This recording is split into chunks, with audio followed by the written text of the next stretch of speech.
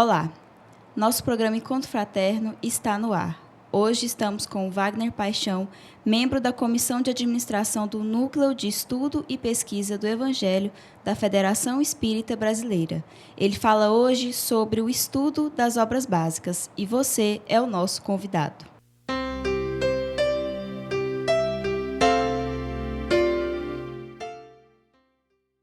Wagner, muito obrigada pela sua presença. Nós agradecemos a participação, a visita à FEEGO e este momento aqui de intercâmbio com todos vocês. Hoje nós vamos falar sobre o estudo das obras básicas, né? E para começar, eu queria que você falasse um pouco para a gente sobre essas obras básicas. Para se falar de Espiritismo, nós temos que remontar as obras publicadas por Allan Kardec. Nós sabemos que o insigne educador, ele se tornou o organizador do material que chegou através de fenomenologia. E essa fenomenologia que nasceu na América do Norte, que alastrou para a Europa e centralizou principalmente na França, que representava à época o berço cultural do mundo, irradiando possibilidades, pensamento, ideias, cultura, moda para o mundo inteiro, nós tivemos então uma espécie de organização desse material de revelação que vinha do mundo espiritual, utilizando os instrumentos possíveis, porque era a hora dos espíritos entrarem no mundo físico e acordarem os homens para a realidade, para a sua natureza essencial, para a realidade espiritual. Então nós tivemos, através das obras básicas, uma inserção do mundo, fechando um ciclo evolutivo para abrir um outro que nós denominamos de regeneração.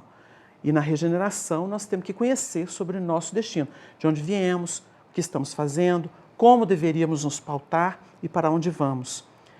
Religando toda essa estrutura evolutiva àquela mensagem do Evangelho de Jesus, que então é resgatada na sua essencialidade. O propósito da codificação é esse de realmente encaminhar os seres que passam então a ter uma consciência de que são espíritos. Espíritos que através das reencarnações vão ganhando a sua evolução e por isso mesmo eles devem selecionar temas. Tudo me é lícito, como ensina Paulo, mas nem tudo me convém.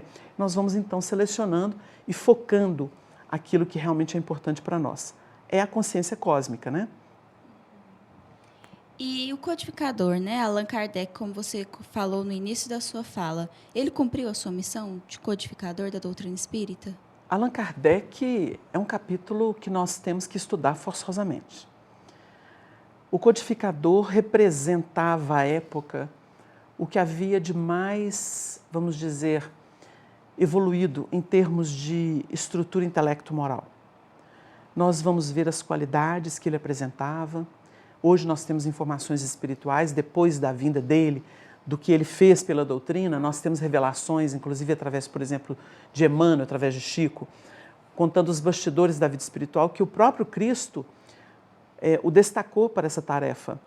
Era um espírito que já tinha sua evolução, que já tinha muitas passagens pelo planeta e que deu muitos testemunhos em prol da iluminação das consciências, do cristianismo, né, implantado nos corações.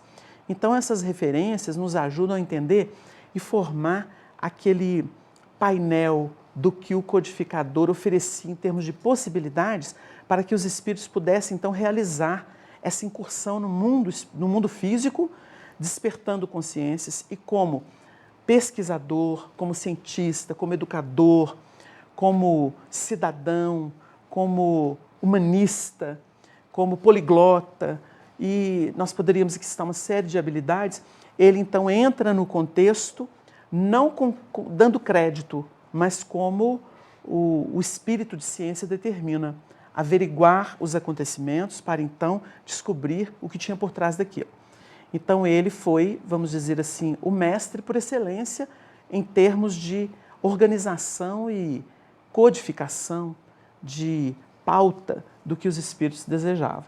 Mas contou com a colaboração de inúmeros trabalhadores, médiuns ostensivos ou não, como pesquisadores, como grandes nomes que nós conhecemos na literatura clássica do Espiritismo. Mas ele foi esse gigante capaz, pela sua capacidade educacional, de percepção das coisas, de sutileza, de habilidade e, acima de tudo, a capacidade de síntese, que era imprescindível. Então, como especializado, um elemento especializado no vernáculo e conhecendo outros, a estrutura de outras línguas, isso foi muito importante para dar à doutrina uma clareza, uma transparência, para não ter aquela questão da dubiedade.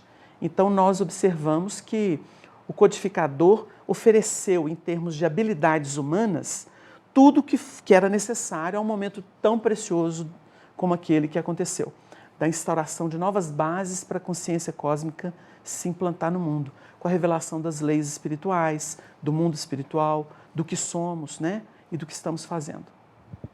A gente observa que realmente Allan Kardec ele foi preparado para essa missão aqui na Terra, assim como Bezerra de Menezes, Eurípides Barçanufo, que quando tiveram contato com a doutrina pela primeira vez, já se lembraram, já se despertaram para a doutrina, e foi o que aconteceu com Allan Kardec. Então, ele possuía as características para cumprir essa missão? Nós entendemos que o processo que conduziu o professor Hippolyte Léon Denisard Rivaio a se tornar o organizador da doutrina espírita, o codificador, como nós geralmente o nominamos, embora muitos até digam que isso não existe na codificação, mas não tem que existir na codificação. Ele fez o papel de um codificador, como Moisés foi o primeiro legislador, recebeu essa codificação dos 10 mandamentos. Então a gente nota que os acontecimentos conduziram. Ele teve uma preparação como cidadão, né? Filho de uma família que tinha comprometimento com a área da justiça, uma mãe voltada para a educação, né? Teve uma formação especialíssima, né? Porque ele foi preparado naquele Instituto de Yverdon, na Suíça, junto de um grande nome que revolucionava a educação, que foi Pestalozzi. Chegou a substituir o próprio mestre aos 13 anos de idade, naquele educandário. Então, ele teve uma formação espetacular. Ele foi preparado. A sua reencarnação foi toda planejada para que ele pudesse desenvolver essas habilidades, acordando valores que já trazia de grandes testemunhos do passado. E como a reencarnação é sempre o reciclar de possibilidades já trabalhadas para fundamentá-las, para, vamos dizer, sedimentá-las cada vez mais, abrindo para outras perspectivas de conquistas espirituais, nós entendemos que ele foi, desde a sua chegada, preparado para aquele momento. E as situações da própria Paris da época, que era onde ele vivia, quando esses fenômenos começaram a acontecer, fizeram com que ele primeiro questionasse e negasse as possibilidades desses fenômenos, porque ele era um magnetista, ele estudou o magnetismo, ele se interessou por essa ciência. E ele tinha outras tantas ciências que ele, inclusive, lecionava gratuitamente para alunos que não tinham condição de pagar, a fim de auxiliar. Então, a gente nota o espírito humanista e, acima de tudo, um elemento de discernimento, de clareza mental, de domínio de uma psicologia da sociedade, do seu tempo, da humanidade em geral. Esse elemento ele vai ser chamado a observar uma fenomenologia estranha, que então se tornou moda em Paris e depois na França como um todo, mas ele negou, porque tem uma frase célebre dele, né? No dia em que me provarem que mesa tem cérebro para pensar, nervos para sentir, então vou acreditar. Do contrário, isso é conta carochinha. Então ele, com aquele espírito científico, um homem muito prático, como o povo da época, era uma época positivista, então nós notamos que ele nega. Mas quando um amigo sensato, ponderado, também magnetista, voltado para essa ciência do magnetismo, e que ele respeitava muito, o convidou, anunciando que esses fenômenos estavam realmente bem fundamentados, de que eles tinham objetivo, que eles estavam querendo descobrir os seus fundamentos, analisando as questões, então ele aceitou. Então ele se faz presente numa das sessões da residência da senhora Pleine Maison. E a partir daí ele vai se interessar pelo assunto e vai se tornar o grande líder daquele movimento, que é um movimento de resgate da nossa identidade espiritual, redundando aí nas obras da codificação. Nós vamos para um breve intervalo e voltamos já já.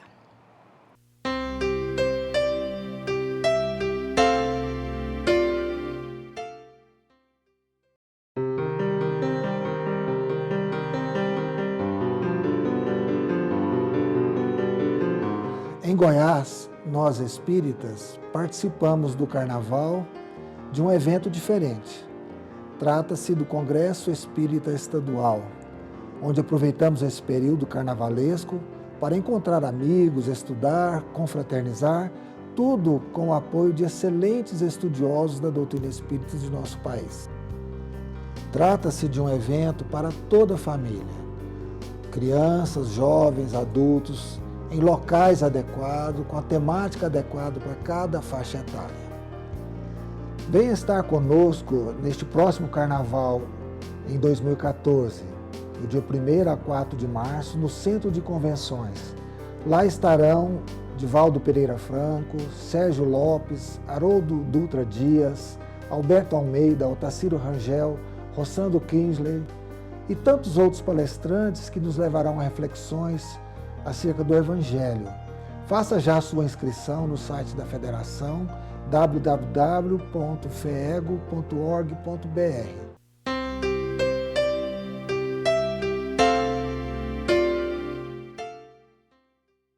Estamos de volta com o nosso programa Encontro Fraterno, hoje com o Wagner Paixão, falando sobre o estudo das obras básicas. Wagner, como que a gente estuda as obras básicas? Cada qual tem a sua metodologia de estudo, porque depende muito das pessoas. Mas o que a gente geralmente observa, quando a pessoa chega no grupo espírita ou vem nos pedir alguma orientação sobre isso, eu falo assim, começa a ler os livros. A leitura é o primeiro contato que a gente tem. Então você vai ler. Você vai ler, às vezes a pessoa pode nem interessar por aquele tema, muda de capítulo, mas ela vai ter algum contato. Ainda que ela tenha que voltar depois, porque às vezes um assunto que diz respeito mais ao momento dela vai fazer com que ela se interesse mais e, compreendendo aquilo, ela vai querer o fundamento. Então ela vai remontar a obra. É preciso primeiro tomar contato. A leitura é a abertura. Depois disso, se a pessoa quiser aprofundar, compreender melhor, e às vezes ela vai ter dificuldade, é bom que ela procure um grupo de estudos. As casas espíritas oferecem, né? Cursos de doutrina, das obras básicas. Então a gente está observando que isso é o papel do centro espírita. Então, naturalmente, dentro do centro espírita, a pessoa vai poder se envolver. Então, a partir de uma leitura, ela toma ciência de algumas questões. Ela não vai conseguir compreender toda a abrangência do que o Espiritismo revela numa leitura. Isso é um trabalho do tempo. Então, ela vai procurar um curso específico. Como tem pessoas que buscam, depois de o conhecimento do que o Espiritismo representa, um curso de mediunidade, porque às vezes está com o processo mediúnico em casa, afligindo a ela própria, então ela vai querer conhecer melhor a mediunidade. Então existem os cursos que expõem o que é a mediunidade, com toda a sua estrutura, para quê, como utilizar, etc. Então a doutrina espírita da mesma forma. Esses cursos regulares, eles auxiliam muito a pessoa a ganhar em grupo aquilo que sozinha muitas vezes ela não consegue. Ele tem essa vantagem, porque você consegue ver o pensamento de diversas pessoas, a dúvida de diversas pessoas, e geralmente monitorado por alguém que tem mais experiência. Então, a forma correta seria essa. Aliás, a gente costuma dizer que centro espírita tem que ensinar espiritismo. Centro espírita que se ocupa de outras coisas do mundo está fugindo da sua missão. O que levou, certa feita, Chico Xavier a definir para um grupo de amigos de São Paulo que no mundo espiritual, na época em que ele disse isso, já tem muitos anos, apenas 30% das casas ditas espíritas estavam cadastradas no além como centros espíritas, porque realmente se ensinavam espiritismo. O resto era enquadrado como clube de assistência, como Lions, Rotary, etc. Então, geralmente se perdia assistencialismo ou outras doutrinas que não têm compromisso com o Consolador prometido. Então, a gente gosta muito de assinalar isso porque é uma responsabilidade que nós temos enquanto representantes do movimento espírita, dentro da casa espírita, porque o nosso compromisso é ensinar espiritismo para as pessoas. Então as pessoas chegam procurando o espiritismo e é preciso que a gente ensine. E espiritismo está nas obras básicas. Com todo o respeito que nós temos às obras subsidiárias, espiritismo se aprende com as obras publicadas por Allan Kardec. Então, nós temos que focar esse estudo, dar essa base para as pessoas. A partir dessa base, elas vão compreender as obras subsidiárias, especialmente aquelas que desdobram a codificação. A do Chico Xavier, por exemplo, que é a mais alta expressão do que a doutrina codificada por Allan Kardec encerra. É uma continuidade, porque ilustra, tem comprometimento com a obra doutrinária. Então, nós vamos ver isso. Nós vamos ver, por exemplo, Dona Ivone Pereira também. Ela tem esse mérito para falar dos desencarnados. Mas esses dois médiuns são absolutamente fiéis à doutrina espírita, à codificação espírita. Então, é muito importante esse trabalho. Você até falou sobre a importância das obras básicas. Hoje, nós estamos aí com as livrarias abarrotadas de livros, né? E a gente fica perdido, né? O que ler, né? E, às vezes, as pessoas se perdem e esquecem das obras básicas. Então, o que as obras básicas proporcionam para nós, não só como espíritas, mas como seres humanos mesmo? Nós poderíamos dizer que as obras básicas estão para o nosso processo reeducativo como a própria Bíblia está para a formação da mentalidade cristã. Vamos dizer cristã porque o cristianismo está atrelado ao Antigo Testamento. Porque a lei foi revelada lá, Jesus vem interpretar a lei para nós. Não vinha abrogar a lei, mas dar-lhe cumprimento. Jesus tira tudo que é aparato que os homens criaram na época, interpretação humana, a teologia conveniente do homem, né, ou possível na época, e Jesus limpa essa lei de tudo isso e passa a viver o que é essencial da lei, mostrando o que era interpretar a lei divina. Como o Espiritismo tem compromisso com a essência e não com forma, o Espiritismo não se enfeita. Quem enfeita o Espiritismo são os homens. Então, você citou as obras que abarrotam e aboletam as livrarias. Nós vamos entender o seguinte, que o livro espírita, primeiro, ele se tornou algo de ambição, porque vende. Então, nós temos editoras, editores que se interessam muito pela renda. Então, eles publicam qualquer coisa, não tem critério. Então, nós que somos espíritas, em compromisso com a casa espírita, com o movimento espírita, nós temos aquele critério que foi exemplo de Allan Kardec. Ele seleciona aquilo que realmente interessa, se publica, o que não interessa é botado de lado. O Chico Xavier deu um depoimento, certa feita, para Vantuil de Freitas, que vale a pena a gente recordar aqui como critério para a gente focar o que é essencial e importante, que é a obra básica ou as obras que nos ajudam a compreender a obra básica. Então ele diz assim para Vantuil numa carta: faça de conta, no dizer de um espírito amigo, que eu sou um pescador. O produto da pesca eu enviarei, dizendo a Vantuil, que ia enviar para ele. Analisarás o material, o que for bom lançarás no mercado, o que não for lançarás fora.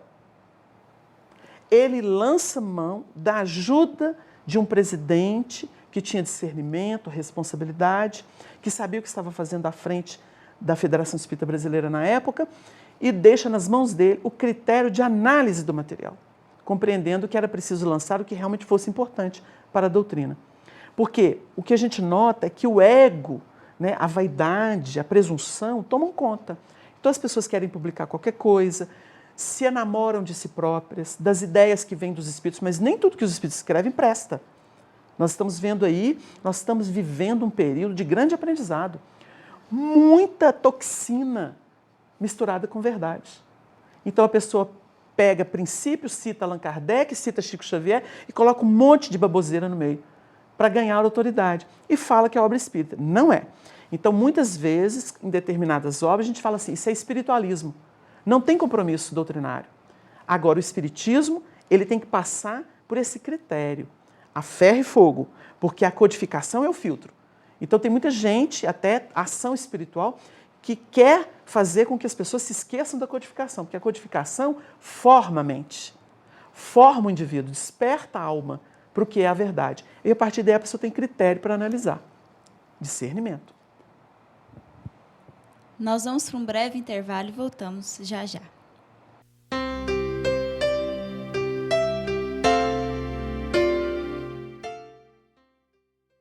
Conheça a Lefé, livraria e editora da Federação Espírita do Estado de Goiás. Menores preços, obras selecionadas, conforto e garantia. Facilidade no pagamento, entrega a domicílio. Venha tomar um cafezinho com a gente.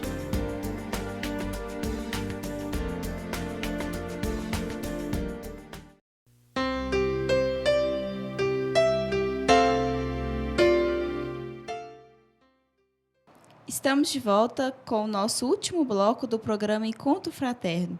Hoje com o amigo Wagner Paixão falando sobre o estudo das obras básicas e nos dando algumas dicas para esse estudo.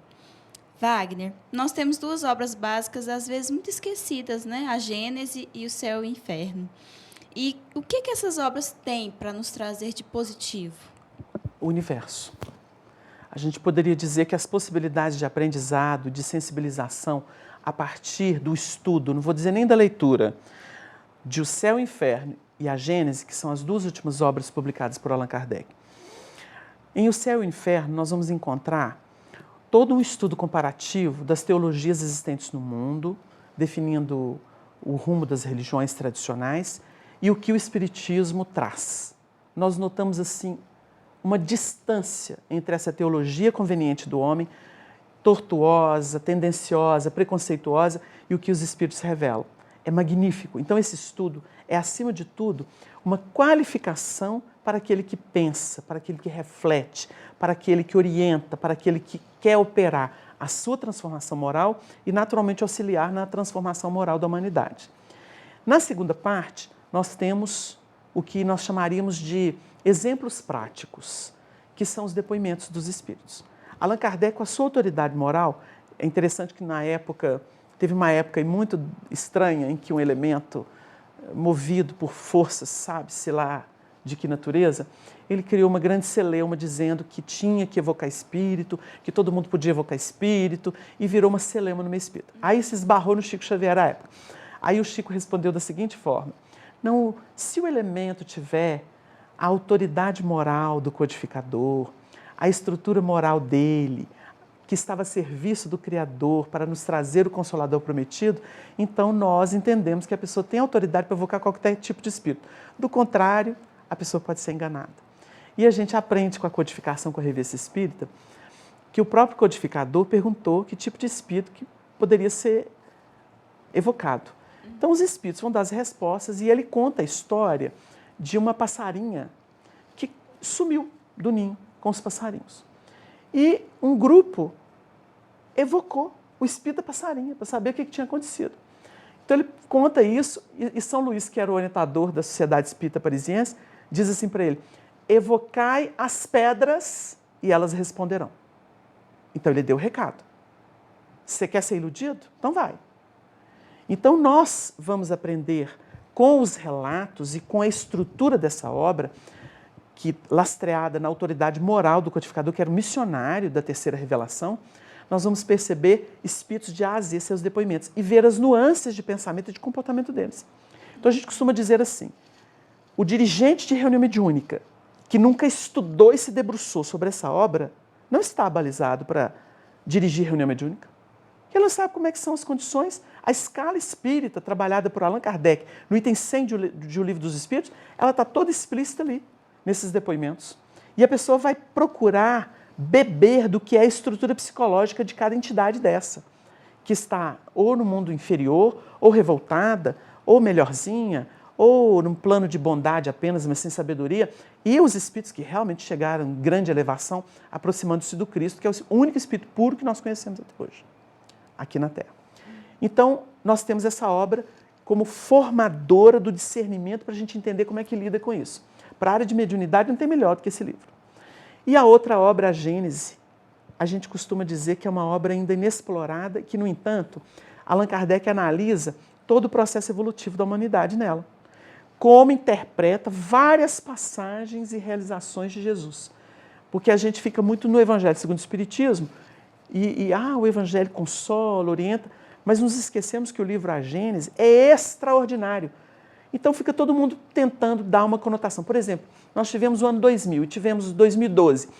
Até os espíritas embarcando no misticismo barato dos vaticínios mirabolantes.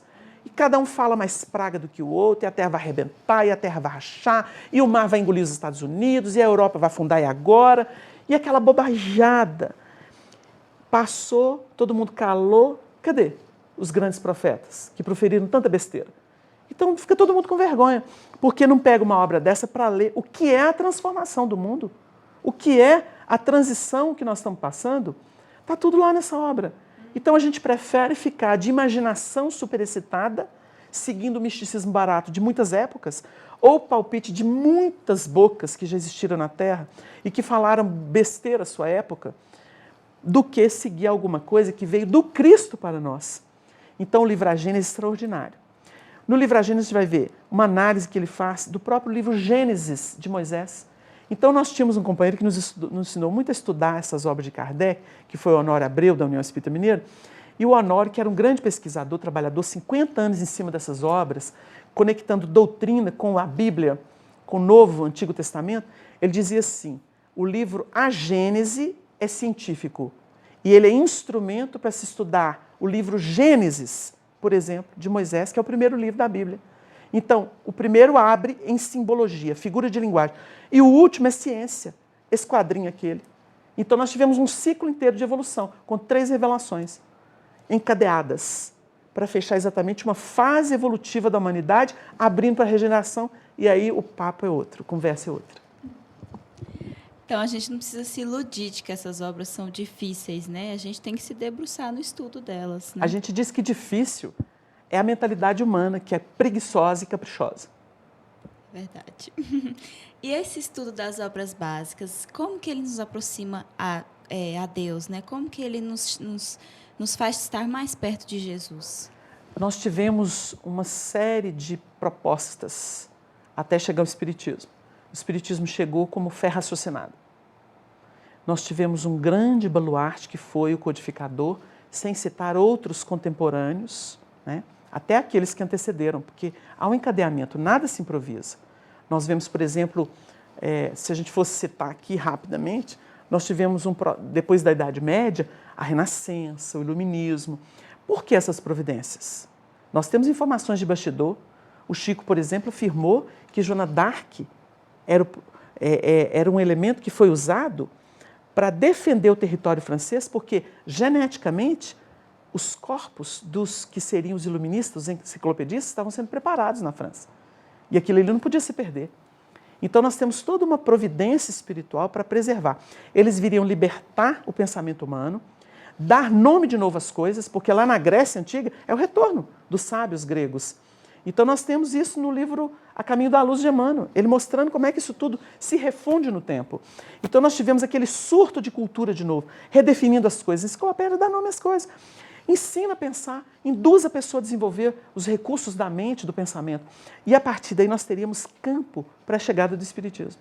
Porque o Espiritismo tange também o intelectual e o moral. Ele é completo. Mas ele precisava falar uma linguagem que o homem compreendesse, senão ele seria abortado. Então, o Espiritismo surge, e por que ele vem primeiramente nas classes mais lúcidas, mais estudadas, mais preparadas? Porque ele precisa ser ambientado dentro de uma proposta filosófica, de uma análise científica, para então alcançar o seu zênite, que é a vivência, a aplicação da sua moral, que é a moral do Evangelho. Não existe outra melhor no planeta.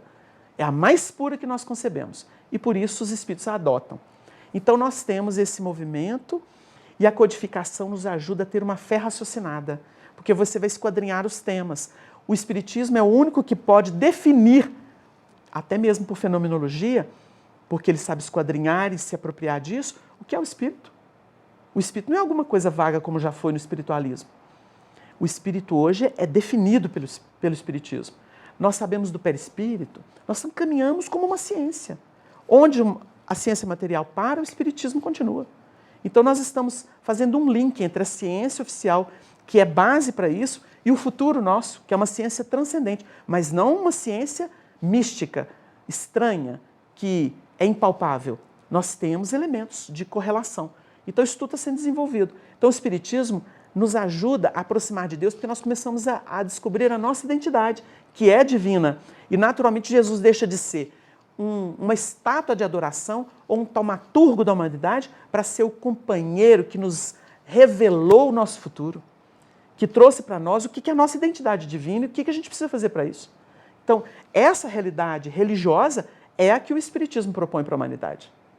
E ela está toda eivada desse misticismo que já foi vencido, que teve a sua época. Hoje nós podemos caminhar enxutos, objetivamente, bebendo daquela água que salta para a vida eterna. Wagner, muito obrigada pela sua presença no nosso programa. As suas dicas para o estudo das obras básicas são tão fundamentais, né, para a nossa vida. Muito obrigada. Nós é que agradecemos, é um grande prazer. Que Deus abençoe a todos nós na nossa caminhada evolutiva. Muita paz. Nosso programa chega ao fim e nós contamos com vocês para a nossa próxima edição. Muito obrigada.